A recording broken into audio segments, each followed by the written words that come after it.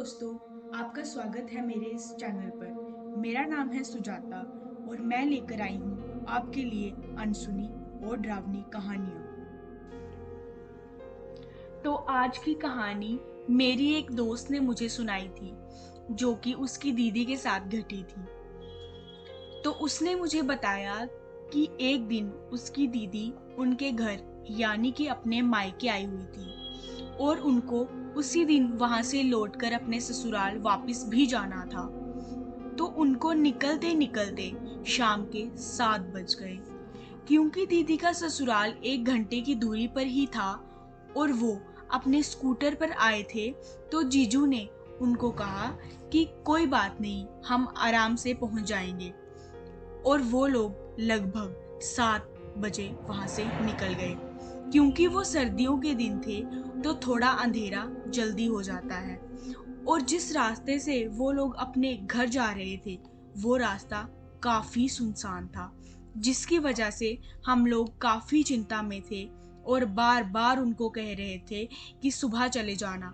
लेकिन दीदी की सास की तबीयत कुछ ठीक नहीं थी, जिस कारण उन्हें तुरंत ही निकलना पड़ा। हालांकि रात ज्यादा नहीं हुई थी, लेकिन फिर भी जिस रास्ते से वो लोग घर जा रहे थे वहां उन्हें कोई आता जाता दिखाई नहीं दे रहा था।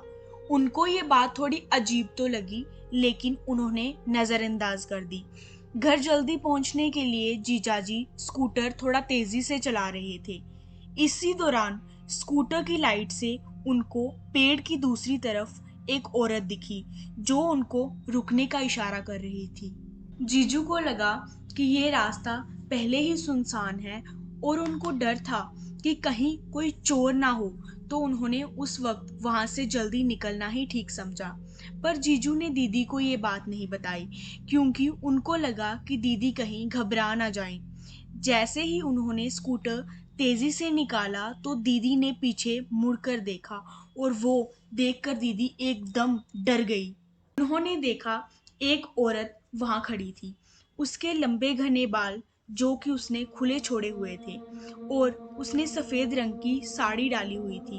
उसके बाल इतने लंबे और घने थे कि उसका चेहरा भी नहीं दिख रहा था और वो वहां खड़ी होकर मानो उनको रोकना चाह रही थी।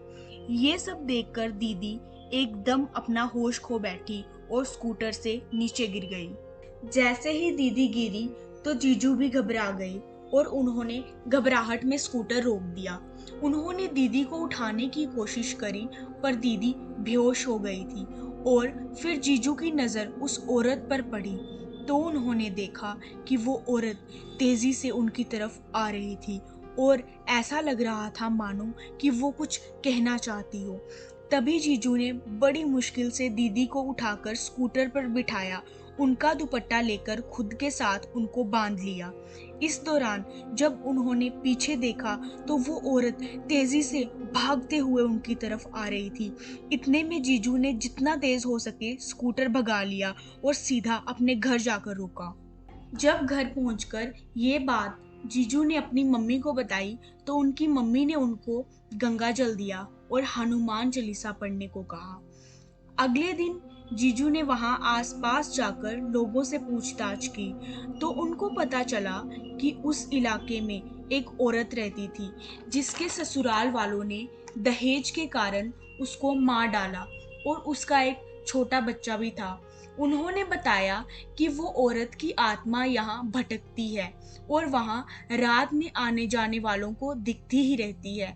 हालांकि वो किसी को कुछ कहती नहीं, बस सबको रोकती है और अपना बच्चा मांगती है।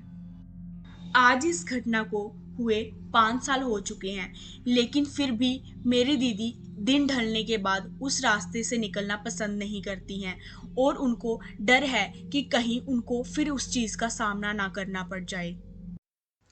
तो आज के लिए बस इतना ही। और नई कहानियां सुनने के लिए मेरे YouTube चैनल को सब्सक्राइब करें और अपने दोस्तों से शेयर करें। इसी के साथ मैं आपसे विदा लेती हूँ। फिर मुलाकात होगी एक सच्ची और डरावनी कहानी के साथ।